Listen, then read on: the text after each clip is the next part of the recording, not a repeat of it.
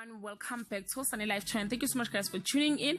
I'm here to update you of what's going to happen on the Queen from the 21 to the 25 of December 2020 on Monday. The causers are shocked when they receive an unexpected visitor. Schumacher has another proposal from Paul on Tuesday.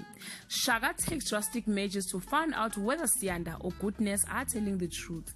Tato has enough of Jekyll messing up and kicks him out on Wednesday.